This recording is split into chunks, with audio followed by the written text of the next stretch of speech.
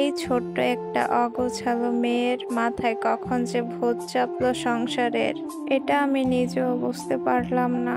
আগে আম্মুকে দেখতাম ছোট্ট একটা সংসারে সারাদিন কাজ করেও তার যেন কাজই শেষ হতো না। আমি ভেবে পাইতাম না এই ছোট্ট একটা বাড়িতে একটা মানুষের এত কাজ কিভাবে থাকতে পারে।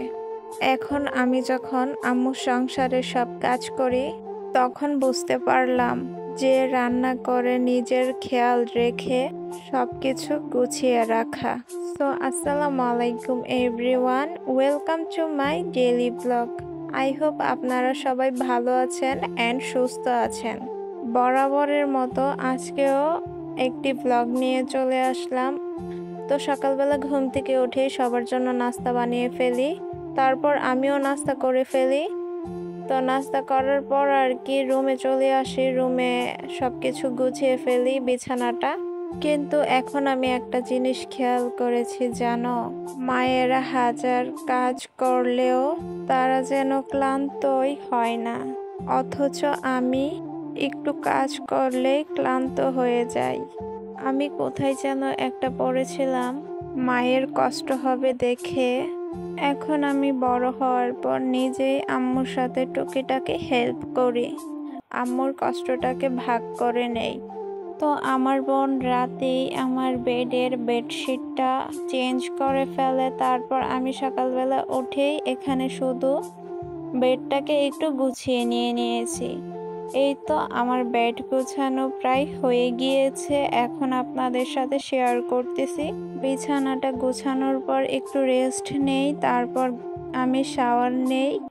শাওয়ার নেওয়ার পর আমার ড্রেসগুলো আর কি শুকাতে নিয়ে আসি ছাদে, যেগুলো ধুয়েছিলাম আর কি। আচ্ছা, আমার ব্লগগুলো আপনাদের কাছে কেমন লাগে অবশ্যই কিন্তু কমেন্ট করে জানাবেন।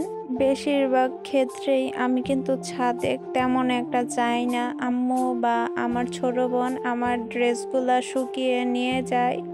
তো আজকে ভাবলাম যে আম্মু আর ছোট বোনকে না বলি, যেহেতু আমি অবসরই ছিলাম, যার জন্য ছাদে নিজের ড্রেসগুলো নিজেই নাড়তেছিলাম আর কি। আর মনে হলো যে সব কিছুই তো আপনাদের সাথে শেয়ার করি, এটাও কেন বাদ যাব।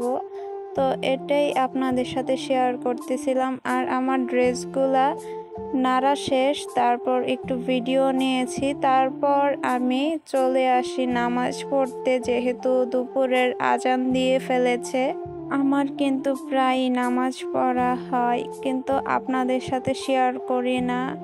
ভাবলাম যে শেয়ার করি, অনেকেই তো ভাবো যে ভিডিও নিয়েই সারাক্ষণ বিজি থাকি, কিন্তু তোমরা তো এটা একবারও ভেবে দেখো না যে ভিডিওর বাইরেও আমাদের একটা লাইফ থাকে, যে লাইফে আমরা সব কিছুই রুটিন অনুযায়ী করি আর কি।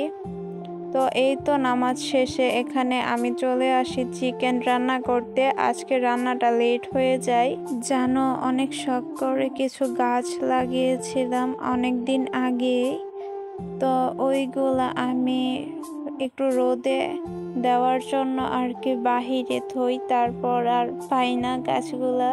কি বলবো, কেউ হয়তো বা নিয়ে চলে গেছে।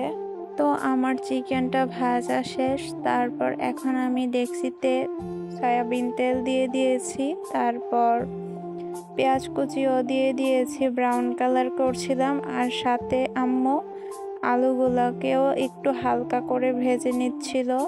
অনেকের কাছে আমার ব্লগগুলো ভালো লাগে, কিন্তু আমার নিজের কাছে কেন যেন ব্লগগুলো ভালো লাগে না।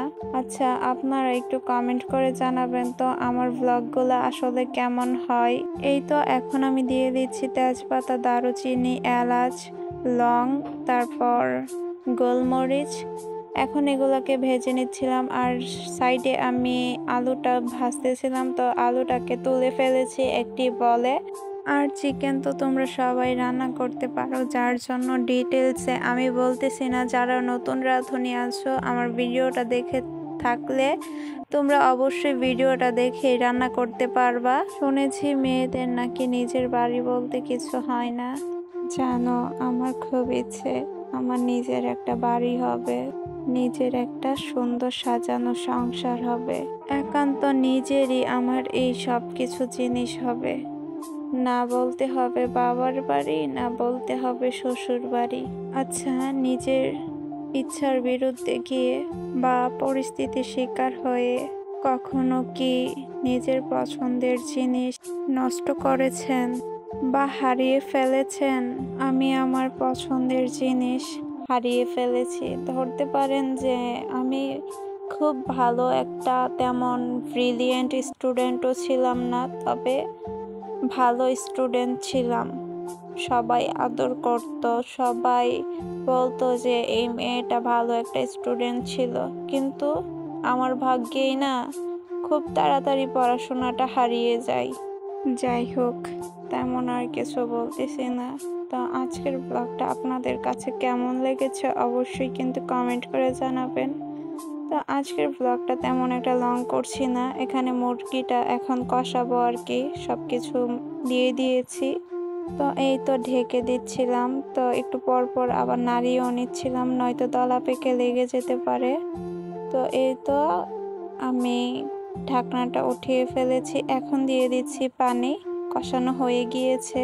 তো আজকের ব্লগটা এই পর্যন্তই। সবাই আমার জন্য দোয়া করবেন, আমি যেন কিছু একটা করতে পারি। সবাই ভালো থাকবেন, সুস্থ থাকবেন। আল্লাহ হাফেজ।